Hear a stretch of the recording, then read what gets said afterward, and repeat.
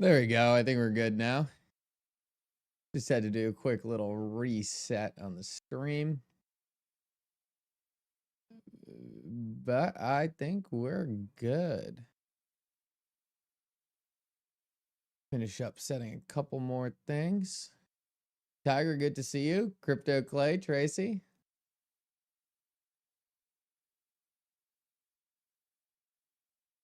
Hope everyone had a good weekend. Mine was pretty relaxing, which was nice. Got to watch the Masters, which was good. Was rooting for Bryson, and Rory got the win, but good for Rory.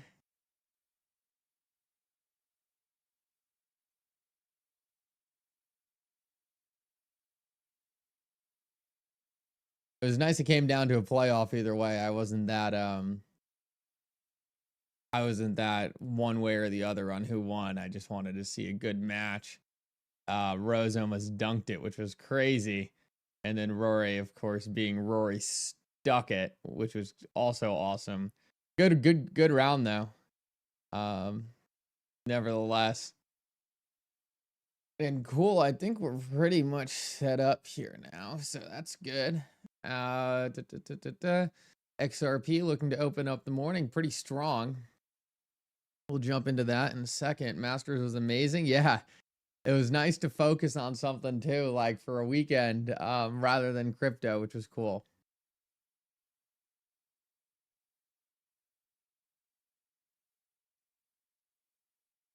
Karachi Music says your videos are the best. You don't fake news. Thank you. I try to do virtually no fake news. Once in a while, you know, even I get tricked. So once in a while, even I kind of fall for some of the fake news, and yeah, I do my best not to. But it's tough out there. I do my best to make the videos as straightforward, clean cut, and as clean as possible.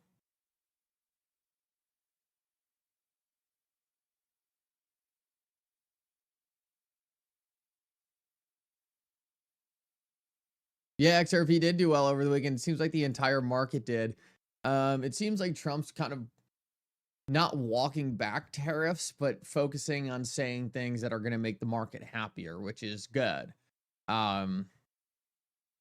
Trump clearly wants to kind of talk the market into being in a good mood, and that's a good thing. That's a good thing.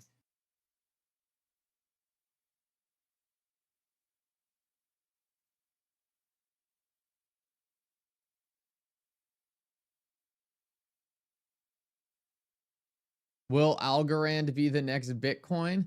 I mean, I highly doubt that.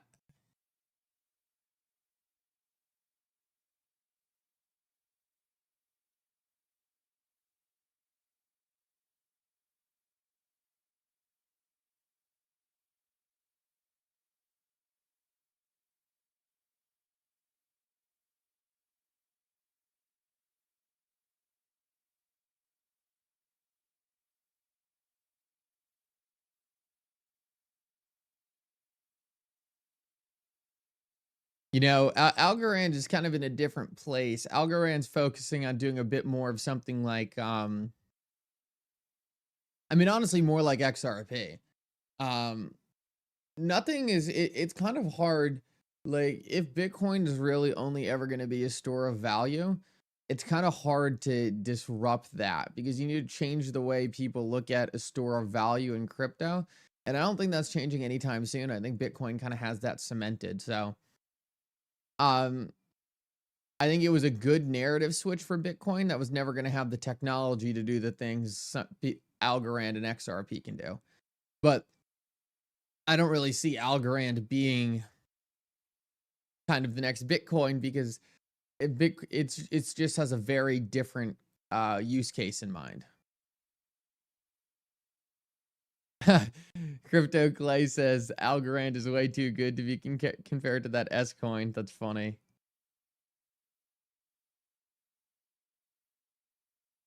Quant has more of a chance of becoming the next Bitcoin than Algorand. I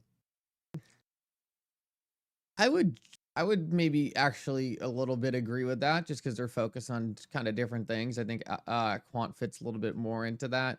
The closest, there are things trying to be the next Bitcoin, but a lot of those are more of like the Bitcoin forks, things like Caspa and stuff like that.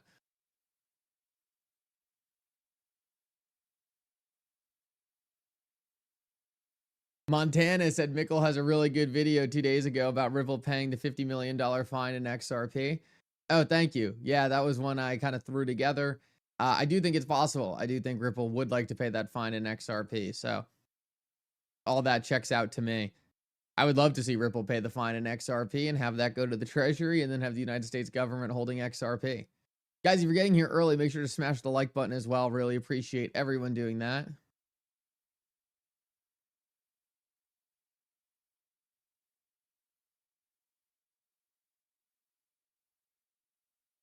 Grok confirms that if the XRP ledger captures 10% of Hidden Road's volume, the price of XRP will be $28.55 per token. Very interesting. You got to be careful with blindly trusting Grok, but I also think Grok is extremely intelligent and likely a very good, a very accurate way of double checking your own kind of theses. So I don't know if I would put too much stake on the exact number, but Grok has been extremely impressive, and I do think it means a little bit more than the early days of just throwing something in ChatGPT and seeing what it spits back. It seems like Grok is pretty accurate, and it's really advancing pretty quickly. I'm a big fan of Grok. I think it's a great tool. I would be a little careful just because it's important to realize that Grok still trains itself off a lot of human data. So if humans in general are very bullish on XRP, which I think a lot of humans are, especially in this community, Grok will kind of pick up on that and bring that into its own predictions. But yeah, I still think it's a great tool. I wouldn't sit back and say, okay, this is confirmed now. It's a great data point. I watched a video that said they are using Bitcoin to be the basis for the monetary value to switch to a digital currency backing, much like gold was. I don't know about that. I think this depends on perspective. We've got a CNBC market alert, so let's take a look at what's going on CNBC and see if they're talking about anything interesting. I highly doubt it, but it might be interesting nevertheless. So I'll queue that up real quick and just see if they're talking about anything interesting on CNBC. It looks like the market is opening up. So regardless if they're jumping into anything at this current moment that's interesting, I'm curious to how the general market's going to be opening up today, because I think it's going to be very helpful for XRP if the market is pretty positive today. So we'll take a look at what they're saying real quick, and then if it's not interesting, we'll bounce back. 4.5% plus minus 25 basis points for this year, and it's been down a little bit below that, but now it's back exactly where we think it should be. It's weird because there's so many problems to talk about, but at the same time, I always think of you as someone who comes in and says, calm down, and markets go up in the long run. And like Joe said, we were at what, 3,600? What is 3,600? We were worried. Mike Wilson's worst case scenario was 3,000. This couple of years ago, 2-3 years ago. Yeah. And here we are now. So all of the following, I just want to preface with that. That said, you've written about, what's going on with the fiscal deficits and just how bad they are. Sure. And if we can't solve that, we're not going to solve anything on the trade. And your note this morning on Taiwan, I mean, just saying that, look, if the president's using his bullets now, which he's threatened to use if they were to take, we're already in the middle of this trade war, and now we're backing down from it.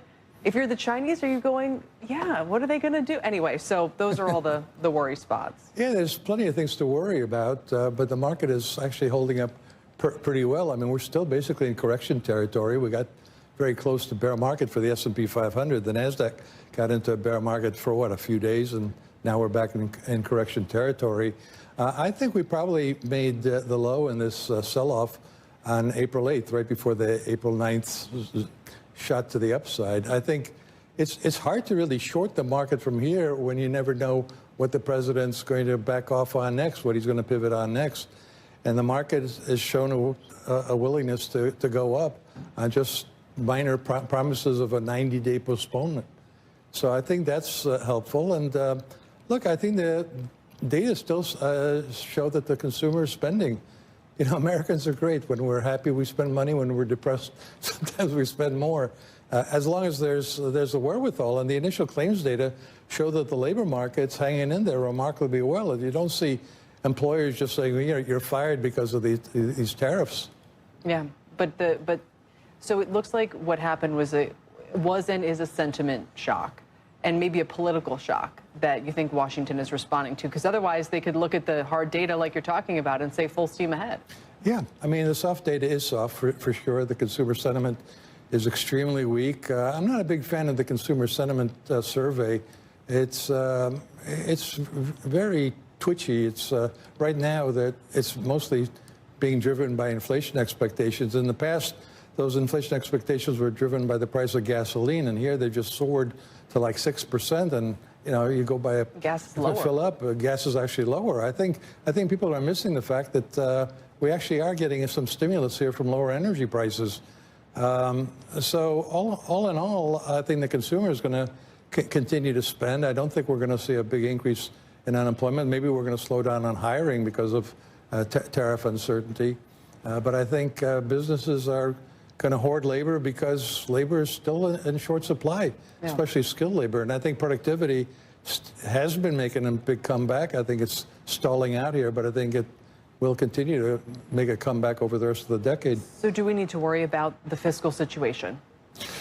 Well, I've been doing this for over 45 years, and I got a bunch of books on my bookshelf back from the 80s and 90s about living beyond our means and the debt bomb and all these. And meanwhile, we're, as you said, look where we are compared to all the doom and gloom that was out there. My attitude is I'll worry about the deficit when the bond market worries about it. And I guess arguably you could say there was certainly a concern last week. But again, look at the level. And the other thing is Janet Yellen, you asked Janet Yellen about the bills. She was very clever on November 1st. She said, hey, to the bond vigilante, she said, you don't like my bonds and notes? Take my bills. And the thing about it is, if the Treasury issues more bills and reduces the supply of bonds and notes, I don't think that the deficit is a problem financing it at all. And as a matter of fact, it forces the Fed to buy those treasuries. So instead of the bond vigilantes being the control on inflation, it's all going to be all up to the Fed if they do more and more treasury bills. And I think that's probably where Bessent's going to go next. Yeah, we'll see if he does or not. But because it all fits together. Pretty interesting perspective there. I mean, I generally agree with him. It's like, to a certain degree, it's like the market's so terrified of inflation and all these different things. But when you look at it, it's like none of it's really showing up in any real numbers. It's more of just fear. And the mainstream media loves to sell fear in general. They like to freak people out. They like to talk about all these really negative things. But, when you just zoom out and take a look at it, it's like, things really don't look that bad on the numbers. I mean, we've been looking at inflation. Inflation's coming down from its peak. And I saw a really good video on inflation last night in terms of impact. I was a little disappointed because I thought I retweeted it and I was going to be able to pull it up real quick here, but looks like I might have to dig for it. But pretty much it was just breaking down the inflation and who really it's targeting. And it's just really hard to see how we would be in this kind of mass kind of problem simply by tariffs. A lot more would have to go wrong. And it just doesn't seem like a lot of people are talking about it. Tariffs continue to be the only narrative that dominates the headline, despite the fact that we're not really seeing it have that many negative impacts in the actual data yet. So until we start to see that, I generally agree with that guy just talking on CNBC. It's like, Trump has an abort button on the market going down. He can just change policy on tariffs whenever he wants. And I think the market's starting to finally realize that. I think the market was a little worried Trump was going to be super stubborn, not make any changes regardless of what was happening. That's not the case. The market started tanking. Trump made some pivots. And if Trump's going to continue to do that, he kind of has all the cards in his hands, which is how Trump likes to keep it, right? He likes to keep the cards in his hand. He likes to be the controller of all of it. So, man, I wish I had this video. It was a really good video breaking down the tariffs, who feels the tariffs. And it's possible I liked it. Maybe I liked it. Nope, of course not. Just not going to be able to find this, unfortunately. I do this all the time. You watch a great video and then I just lose it. That's all right, though. Pretty much what it was breaking down is what tariffs were really targeting. 25% tariff sounds massive, but on a $100 product, sorry, 1 minute.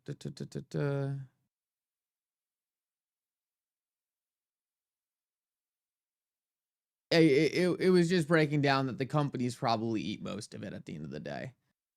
If I find it, I'll throw it up there, but that's all right.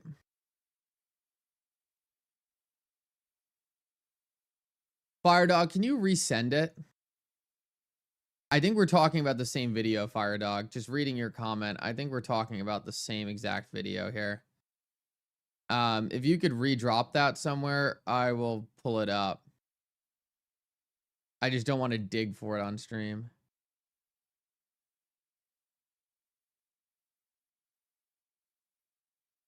Well, well, I meant to like the video. I'll tell you that. I just don't know what happened. He's probably tired and forgot to hit it.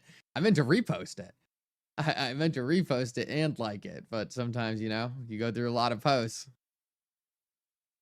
Check your history. No, I think Firedog can pull it for me. I'll see if Firedog has it. I think we're probably talking about the same video.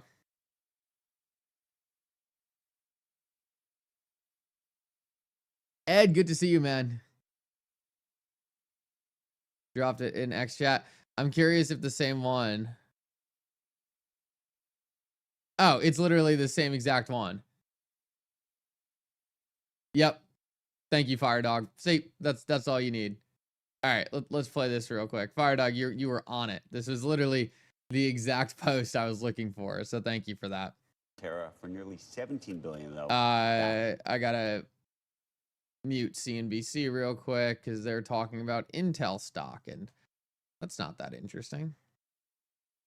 All right, let's take a look at this. I thought it was a pretty good video. Agree with most of it. Chinese producers are all over social media right now, and they're exposing just who is targeted by Trump's tariffs. And it's not the American consumers, and it's not the Chinese producers. It's actually our international corporations who have sold out American prosperity for their own profits. Let me illustrate. Let's use this example, Nike. Now, these are fictitious numbers just for example. But let's say that Nike buys shoes from this company that manufactures Nike shoes for $10 a Nike shoe, which isn't very far off. Nike turns around and sells that shoe at retail for $100. Here's the interesting part about tariffs. You're not paying tariffs on the retail price. This is not a tax in the classic sense. The way the economists who are bought and paid for are trying to conflate it as. It is a tax on the import. This means with a 25% tariff, Nike's going to have to pay $2.50 to the US government every time it imports a Nike shoe at $10. So this $2.50 gets remitted to the American government, to American citizens. Now Nike's cost $10 for the shoe, $2.50 for the import tax. This means they're netting $87 per shoe. Now that's net, not profit. There are going to be other costs that are going to have to come from that. But you can see that the increase in cost is $2.50. So let's say that Nike passes the entire cost onto the consumer, even a little more, just because of the fear of tariffs. $103 a shoe now.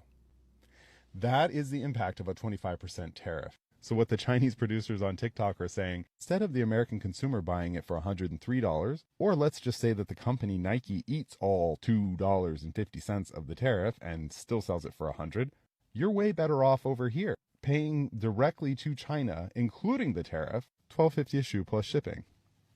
So as you can see, the tariffs are not meant to hurt consumers. They're not meant to hurt China. They don't really affect China at all. They're meant to protect American industry. They're meant to protect Americans from their corporations who will sell them out for a profit. So if you look hard, you'll notice that the people who are screaming about how bad tariffs are for consumers, it's these companies right here. It's Wall Street. It's all the investors in these companies, because they don't want American citizens to realize these companies have sold them out and that they're not doing Americans any favors. So I thought that was a great little video. Not a lot of people focus on the tariff hitting the end retail price, not where the tariff impacts, which is the import price. So I thought it was a great video right there. A lot of people really misinterpret that because they apply the tariff to the end retail price.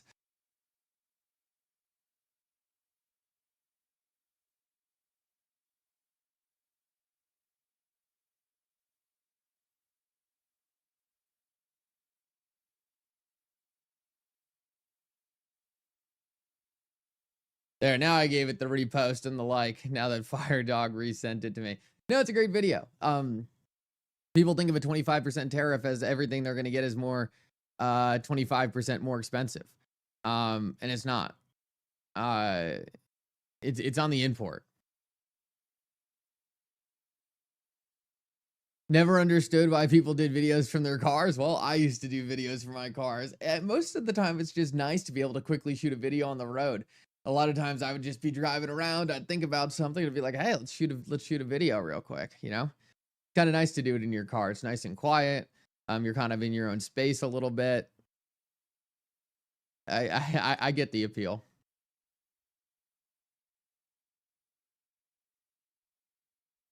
Great video though.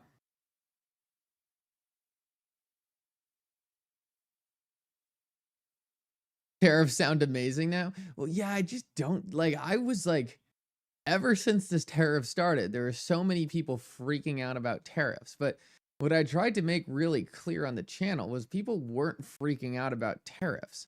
They were freaking out about the market's reaction to tariffs, which is fine. Like, you can dislike the market's reaction to tariffs, but like, it's a little silly to then go complain about the tariffs because the results of the tariffs hadn't been seen yet.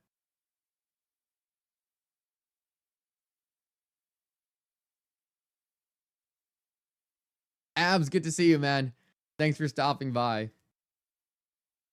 Yeah, Ed, same car. It's having some difficulties now too, though. So I might be in the I might need a car upgrade fairly soon, but yeah, no, same car. I'm not someone who's trying to get the flashy new thing. To be frank, I do a lot of the same things you guys do. Trying to save, store up cash, deploy it into a lot of these assets, and yeah, no, I'm not I'm not getting the flashy new thing. So yeah, I still have a old beat up car. She'll get an upgrade one of these days, but not really important to me. I don't drive that much. As you guys probably know, I'm constantly here. I do a lot of upgrades to the studio because that makes a lot of sense to me. But, you know, car gets me from point A to point B. Can't really complain. Car with a water jug. Still got the water jug. Still got the water jug. Still got the car. But videos get produced in a better place now. That was the annoying thing, making the videos in the car when I was forced to, because sometimes it was just like, nah, it was so hot. And I was like, oh man. Ed says I've had the same car for 8 years. Yeah, I don't know how long I've had my car for. Probably 8 years. Around there, yeah.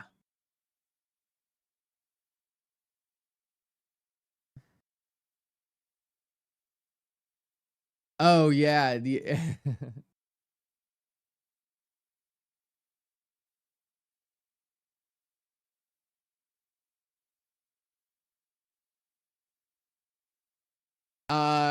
take a look at XRP's price chart real quick. XRP price chart looking very good. Pulled back above these $2 levels. This was really the most important zone we had to get above. Now that we're sitting above $2, I mean, things are looking really good. I've been saying in order to kind of get into that real big reversal pattern, we probably want to make a push back up here to 250-ish. Or at least maybe 235-ish. If we could get above this and start trading back up here, that would be like that full reversal. That would make me feel really, really good. I still do think there's a little bit of worry that we can come back here, kind of retest some of these lower levels. But the really nice thing to see would be a pullback right back up to the top there. That would look really, really good. But overall, the chart looks great. I mean, it was a big kind of scary period when we were hitting those lows in tariffs. I mean, it seems like we've really rebounded out of there for the most part. This was an important level because this kind of broke that shorter term downtrend. I want to hold it though. I want to like really confirm we're out of here. And that's going to be getting up to these 230 ranges. But even where we're standing right now, which is being above that $2 level, it's pretty critical.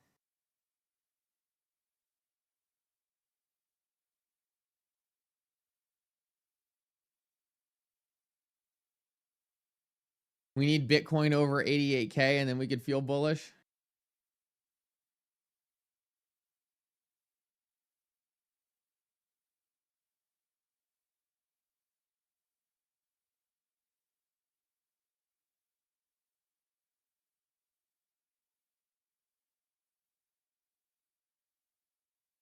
Enigma, why do you tune in then?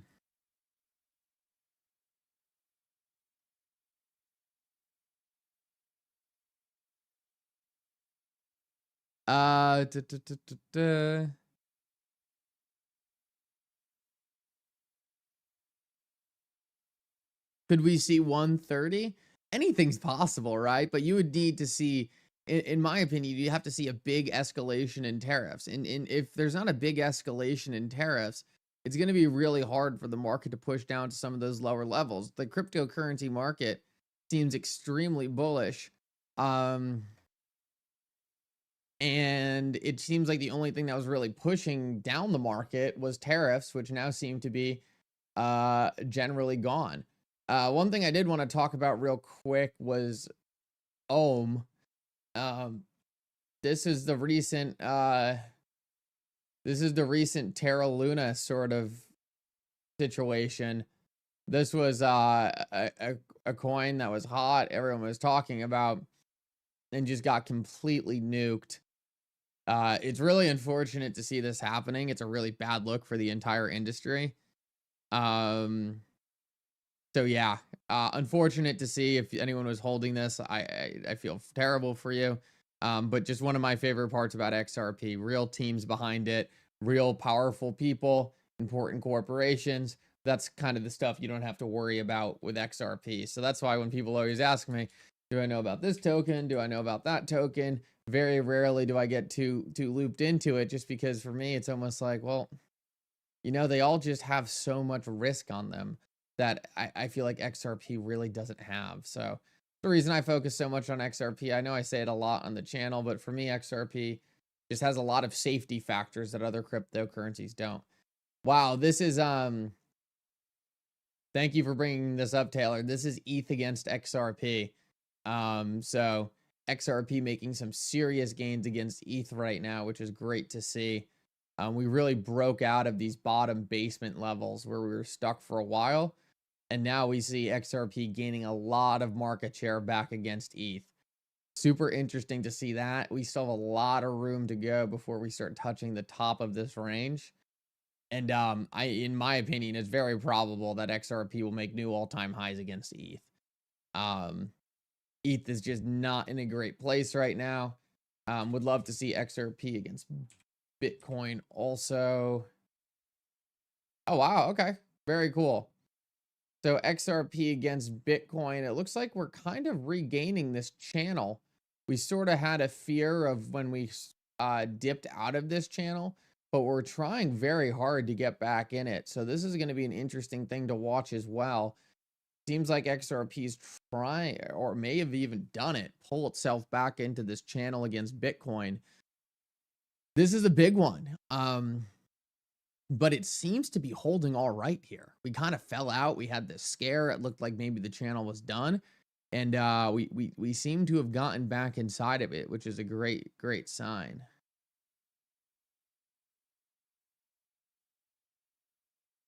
I don't see a huge spike when the SEC closes their case against Ripple. I would tend to agree with you. It seems like the market kind of knows that's going to happen. Typically, if the market knows and thinks something's going to happen, it's not as impactful on the price. If the market foresees something coming, typically the market will say, hey, you know, I know this is the case. I know this is coming. So it's already priced in. I think the market probably already has this case priced in.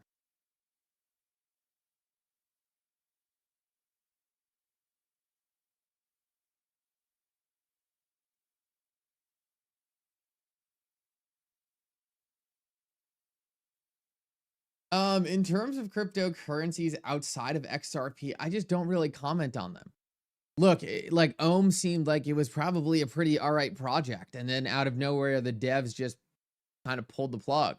Or I don't know technically what happened there, but clearly some person on the inside took a lot of liquidity out, and that can destroy a project overnight. So, you know, people always drop these different projects in here, and it's like, look, the project could seem great. It could seem like it has all this potential, but until I can do a deep research on the team involved and all this other stuff, it's just like there's a lot of factors at play.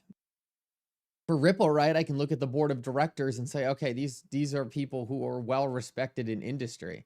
These aren't the type of people who are there to go dump a bunch of XRP and make out like a bandit. So, you know, it's just something. It's a risk factor you face in crypto, and it's one of the biggest issues with saying, all right, well, this new project is doing something cool. I need to be involved.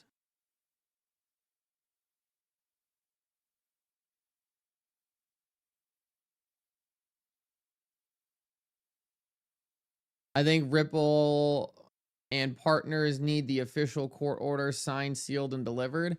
Oh, well, that's going to be great. That's going to be really important when it happens, but we're still a bit off. We're still a bit off of that materializing. A little bit longer to go.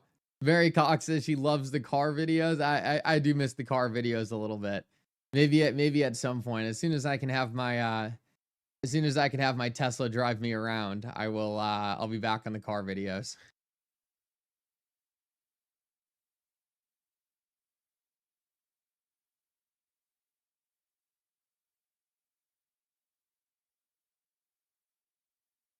No sacrifice, no victory. Crypto Clay, I completely agree.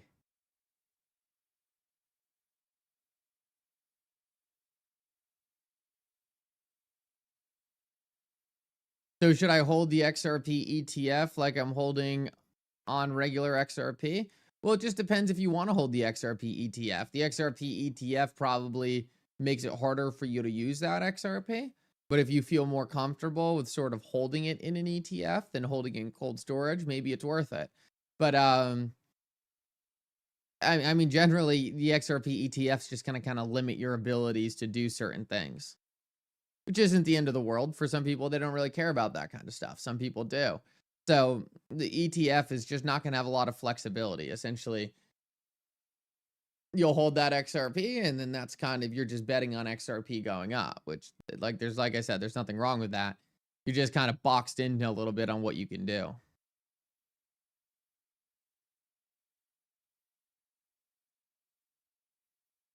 Ed says car payments, at least $500 a month. That's a great amount to DCA with, just saying. And that's the perfect way to look at it. And the way I've always looked at things, right? Like, so much money is spent on things that just don't really matter. And especially when you're younger, like, so many people just spend so much money on these things that it's just like, why? My friends are constantly coming to me with these things, and I just kind of sit there and I'm like, look, I was like, that's great, but you know, I don't really care about having these things.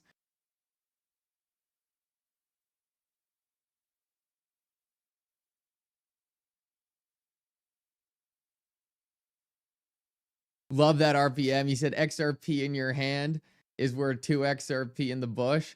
I generally agree. I think there's a lot of opportunity to use XRP. I think the XRP ETFs will be limiting, but I still think the XRP ETFs are going to be great because it's going to cause a lot of inflows. So a couple of different things there. The XRP ETFs are going to be a huge thing. Personally, I'm not going to probably be holding much of any XRP ETFs. Just not really the product for me.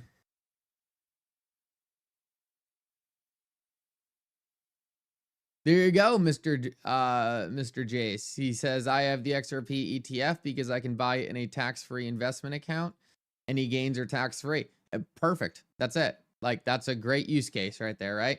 That's not saying, hey, that's a great use case. And anyone can have a great use case for it, right? Like, if you're like, hey, I just don't feel comfortable holding XRP on like a hot wallet or a ledger, ETF is a great product.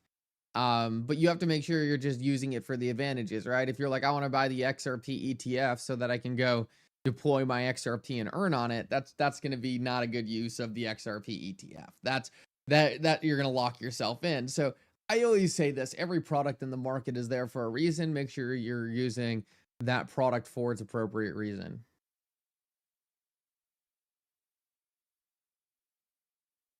Marty Lynn says, just hold XRP till it looks like a phone number. That's a good one. I like that.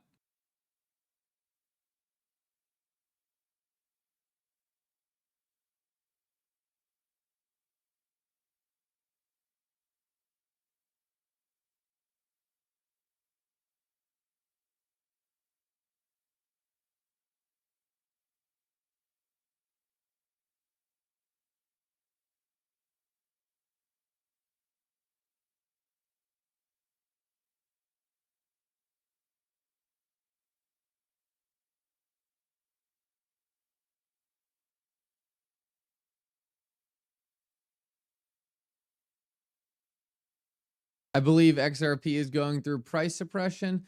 Yeah, I mean, it's possible. You know, I think you can, I mean, XRP has been performing great in comparison to a lot of different cryptocurrencies. So, you know, I'm not overly worried about XRP and price suppression right now. I mean, in comparison to the rest of the market, XRP has been doing great. So maybe there is a certain level of suppression keeping things down. I certainly wouldn't rule that out. It's a new industry, a lot of big players involved, a lot of big money. They can push it around pretty easily. So it's certainly possible there's suppression going on. But, you know, there's a lot of other cryptocurrencies that I would say are in a much worse place than XRP.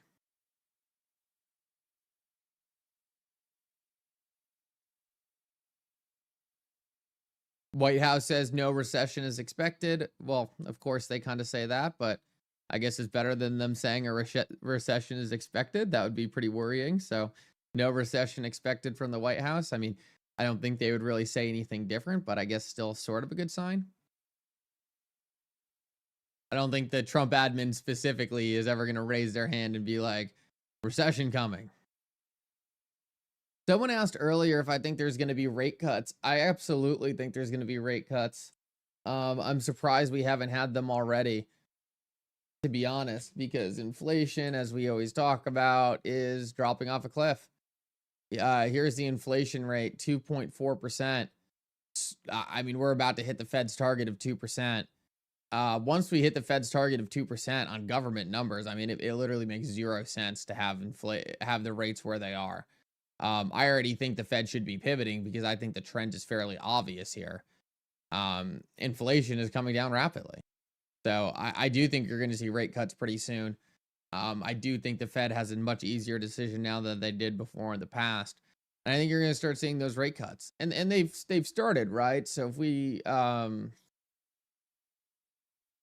take a look at interest rates,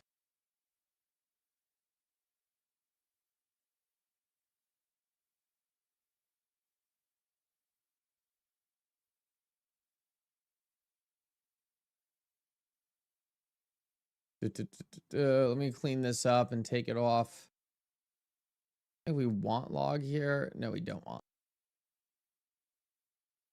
So here's the interest rates. We had a big spike upward, and typically after the big spike upward, we do big parabolic drops down.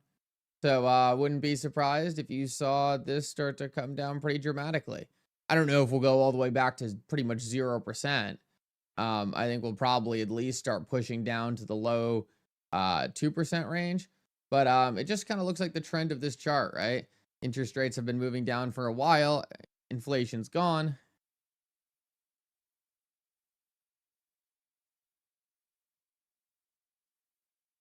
That 9.5 still makes me cry.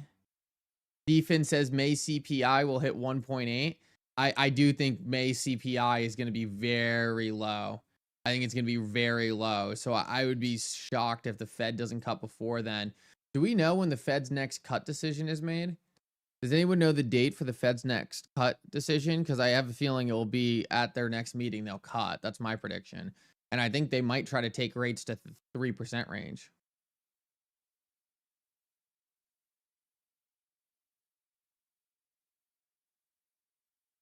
How many XRP will be enough for generational wealth? Well, I wish I knew the answer to that, to be honest with you.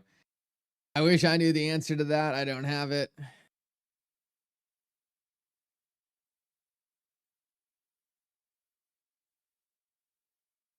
What crypto is in your portfolio? The vast majority of what I'm holding is XRP, and then I have some Bitcoin. But I'm pretty conservative when it comes to cryptocurrency. I have a lot of small things in there, here or there, that I have like speculative bets on. But for me, I like to pick the biggest and best in the industry. I don't really always like to be trying to pick all these next winners because we're so early. Oh, May 1st. Okay, so we've got a bit of work to do before we find out on those cuts. A little disappointing. I wish those were happening a bit sooner, but May 1st it is. Yeah, I don't really. I have a lot of different assets that are pretty small holdings for me. Maybe they'll grow into something big one day, but I don't really. I'm pretty conservative. Like for me, I feel like XRP is the top tier cryptocurrency. Bitcoin is the most widely adopted. So for me, it's like, all right, boom, nice and easy. Some people like to go a lot smaller, like to find the next disruptors, like to find the next big thing. I certainly like to do that. It's just for me, it's so early in the cryptocurrencies, in their life cycle. It's like, if you were investing in the internet stocks in early 2000 and you came across Amazon and Apple, would you sit there and say, I need something better than Amazon or Apple? Or looking back, would you say, oh, well, I found Amazon and Apple. Why would I spend money on anything else? So maybe that's not the same way cryptocurrencies go. I tend to think they will.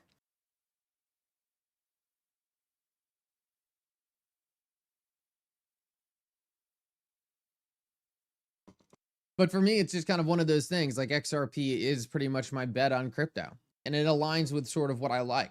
I think cryptocurrencies play their biggest role in finance. And I think institutional adoption is one of the biggest things. So for me, it's just like XRP for my thesis is the obvious choice. But if you don't see cryptocurrencies really being used in finance, and instead you think the technology is more important for something like gaming, then it doesn't make sense to go hold a bunch of XRP, right? It probably makes sense to hold some gaming projects.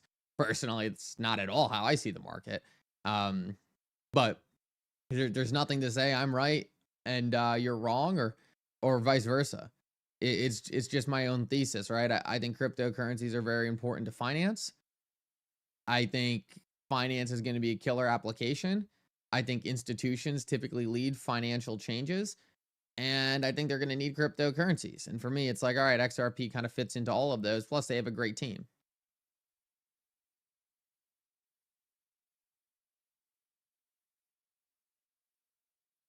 Oh, wow. NVIDIA to manufacture American-made AI computers in the United States for the first time.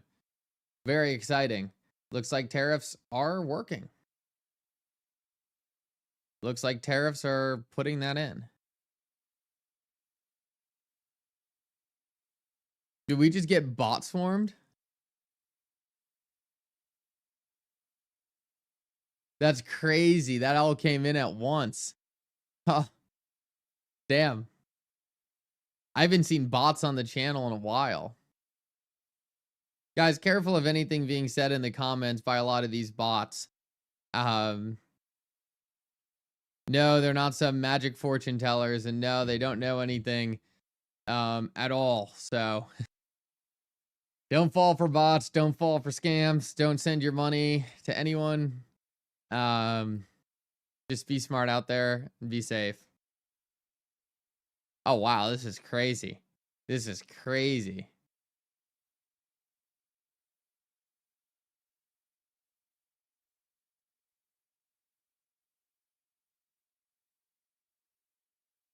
All right, guys.